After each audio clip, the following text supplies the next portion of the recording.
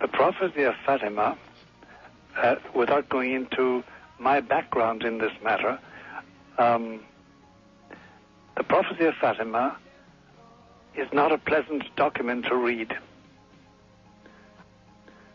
It's not pleasant news. It implies, it doesn't make any sense unless we accept that there will be, or that there is in progress, a wholesale apostasy amongst clerics and laity in the Catholic Church.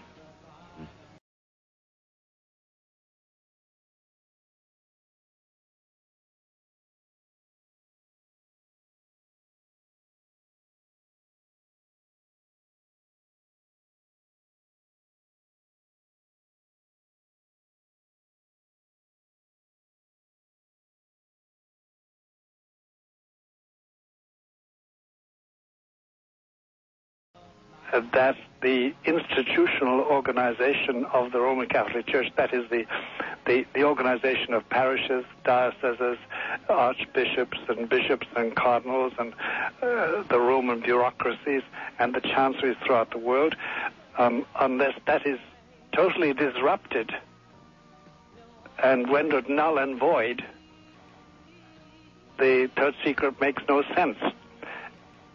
And number two, the other salient characteristic about it is that it means intense suffering. I don't know what the believers. I don't know what the third secret is, Father. The third secret, Lucia, Sister Lucia, who's still alive, the only surviving child of the three Fatima children. She's 89 now. She lives in Coimbra, in the Carmelite convent in Spain.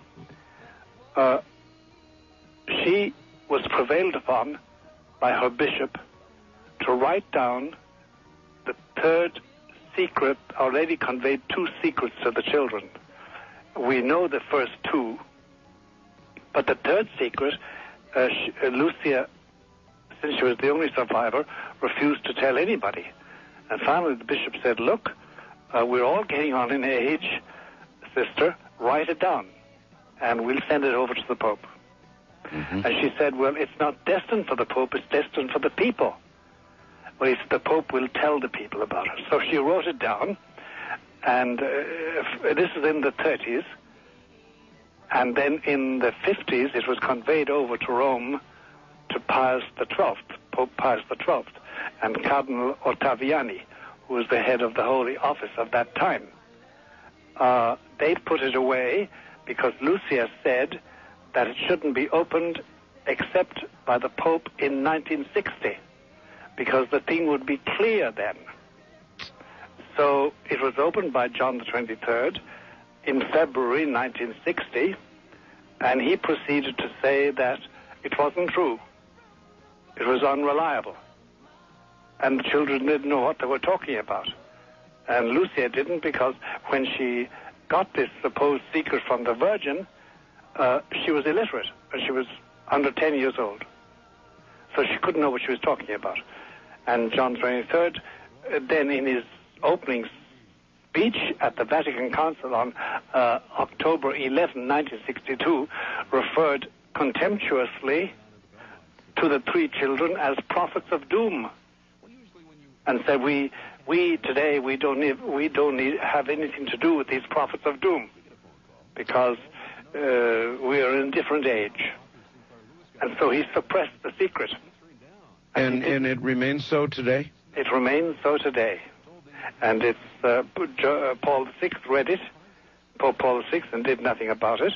John Paul I read it and did nothing about it, but he only lived for 34 years as Pope. And John Paul II has read it twice and has done nothing about it. He has spoken about it in public, but he has done nothing about it. And that's the status of the secret today. Do you know what it is?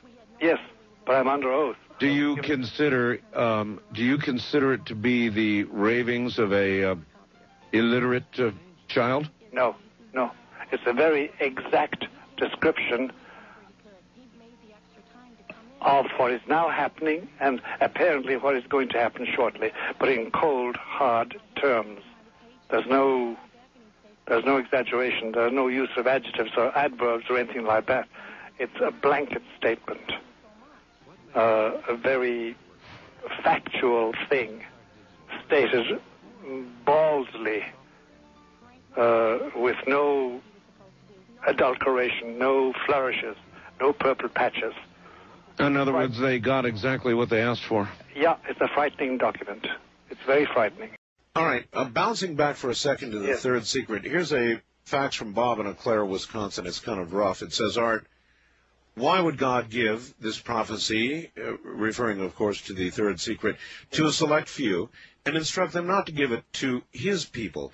It sounds to me that it is man who has decided to keep it a secret from the people and not God. Can there be any greater sin than this? Well, whoever this man is, he's on target. The secret was meant for the people, not for the Pope, not for the bishops, not for the Holy Office. It was meant to be published in 1960 by explicit order, by the mandate of heaven. John the 23rd, God bless him and rest him, because he's with God now, in whatever form that is, he decided not to.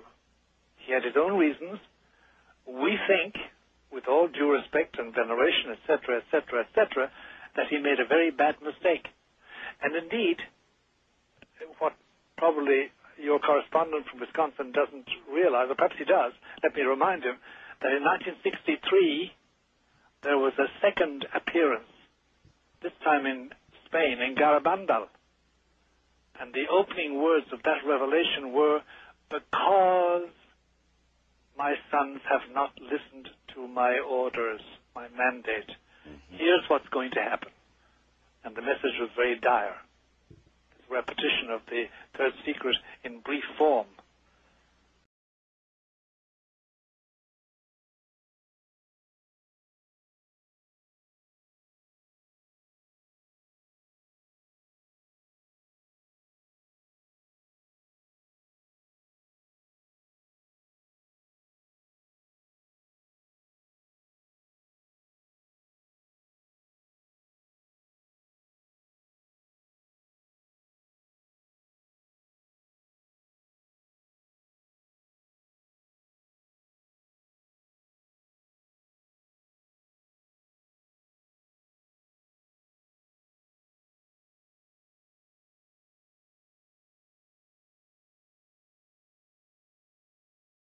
East of the Rockies, you're on the air with Father Malachi Martin. Hi.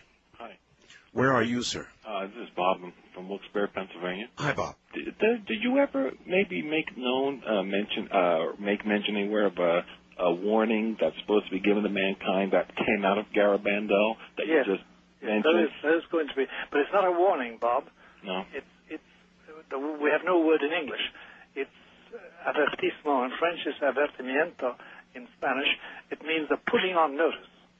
Mm-hmm. Like the sheriff putting up a notice on your front door saying, you haven't paid your rent for 3 months. If you don't pay it by the following month, you will be blah, blah, blah, blah, blah, blah, blah. Mm-hmm. That's sort of it's a putting on notice. All right, here we go. Just a couple of things I want to quickly read. One from a friend in Australia, Father. Yes. Who says, I had a Jesuit priest tell me more of the third secret of Fatima years ago in Perth. He said, among other things, the last pope would be under control of Satan. Pope John fainted, thinking it might be him. We were interrupted before I could hear the rest. Any comment on that? Yes. It sounds as if they were reading or being told the text of the third secret. Oh, my. It sounds like it, but it's sufficiently vague to make one hesitate. Yes. It sounds like it.